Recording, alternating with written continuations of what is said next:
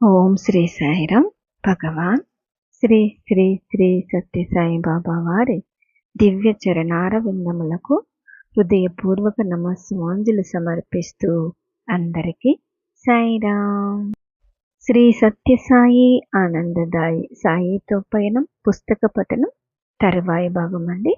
ఒక భక్తురాలు స్వామివారిని ఇలా అడుగుతోందంట, స్వామి, మా అందరికీ రకరకాల వేషాలు వేసి నాటకం ఆడిస్తున్నారు, అంతా మీ ఇచ్చయే, మేము ఏమి చేయగలము? అప్పుడు స్వామివారు అన్నారు, అలాగేమి కాదు, నాటకాన్ని ఆడించే దర్శకుడు నటించడం నేర్పుతాడు. నటులు తమ తమ పాత్రలను చక్కగా పోషించకపోతే, పాటలను మాటలను బాగా చెప్పకపోతే అది నటుల తప్పే కానీ దర్శకునిది కాదు. చక్కగా నటించినప్పుడు ప్రేక్షకులు నటునికి వన్స్ మోర్ అని అంటారే గాని డైరెక్టర్కి కాదు కదా. ఒకసారి నారద మహర్షి ధర్మరాజుకు స్వర్గ నరకాలను చూపించేందుకు తీసుకుని వెళ్ళాడు. స్వర్గంలో ఇంద్రుని చూసి అతనికి నమస్కారం చేస్తూ ధర్మరాజు, మహర్షి, ఈ ఇంద్ర పదవి లభించేందుకై ఈయన ఎన్ని పుణ్యకార్యాలు చేసి ఉండాలి అని అడిగాడు. అప్పుడు నారదుడు, ధర్మరాజా, సరిగా చూడు, ఇంద్ర పదవిలో ఉన్నవాడు దుర్యోధనుడు కాడా అన్నాడు. అది చూసి ధర్మజుడు, నీచుడైన దుర్యోధనునికి ఇంద్ర పదవి వచ్చినట్లయితే మా అన్న దానవీర సూరకర్ణునికి ఇంకా ఎంతటి గొప్ప పదవి వచ్చి ఉండాలి అనుకుంటూ తనను వెంటనే కర్ణుని దగ్గరకు తీసుకుని వెళ్ళమని ప్రార్థించాడు. దారిలో ఒక వ్యక్తి నరకశిక్ష వల్ల అపరిమితమైన యాతన అనుభవిస్తూ ఉండడం కనిపించింది. పాపం, ఈ జీవి ఎన్ని పాపకార్యాలను చేసి ఉన్నాడో కదా, ఇతని కష్టాన్ని నేను చూడలేకుండా ఉన్నాను అనుకున్నాడు ధర్మరాజు. అప్పుడు నారద మహర్షి, ధర్మరాజా, ఇతడే మీ అన్న దానవీర సూరకర్ణుడు అన్నాడు. అది విని ధర్మరాజుకి ఆశ్చర్యం, దుఃఖం ఉబికి వచ్చాయి. భగవంతుడెంత పక్షపాతి! ఆయనే ఈ విధంగా వంచకుడైతే మనుష్యులు అన్యాయం ఎందుకు చెయ్యరు అన్నాడు. నారద మహర్షి, అయ్యా, అతడు నమ్మక ద్రోహం చేశాడు. అతనికి తండ్రి, తల్లి, బంధువులు, బలగం ఎవ్వరూ లేరని, తాను అనాథుడనని చెప్పుకున్నప్పుడు దుర్యోధనుడు అతనిని ఎంతో ఆదరించి గౌరవించి అంగరాజ్యాధిపతిగా చేశాడు.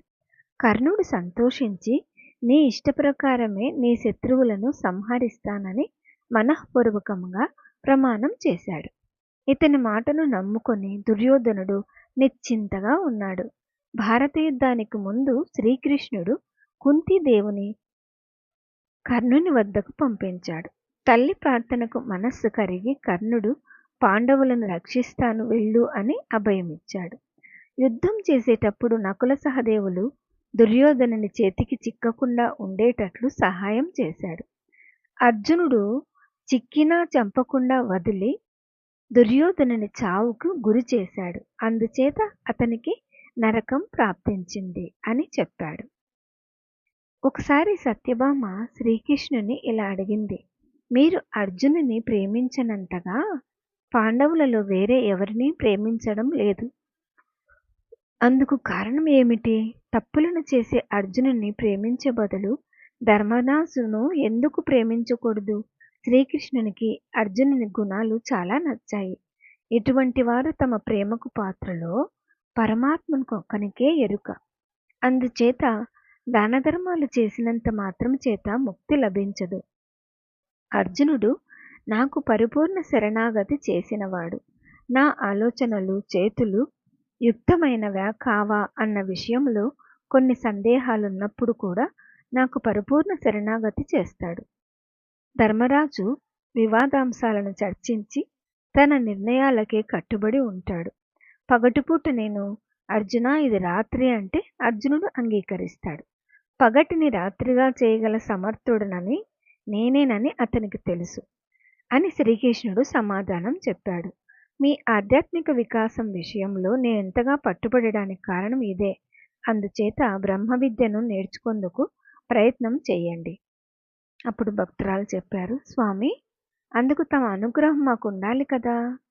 స్వామివారు అన్నారు, ఉంది, సూర్యుడు అన్నిటి మీద ప్రకాశించేటట్టుగా భగవంతుని కృప కూడా అందరి మీద సమానంగా ఉంటుంది. అయితే గోడ వలన కానీ వేరే ఏదైనా వస్తువుల వలన కానీ మరుగుపడి ఉన్న స్థలము పైన సూర్యకాంతి ప్రసరించదు. అట్లే నా నామరూపాల యందు అధికంగా ఆసక్తి గల వారి మీద నా కాంతి ప్రసరిస్తూనే ఉంటుంది.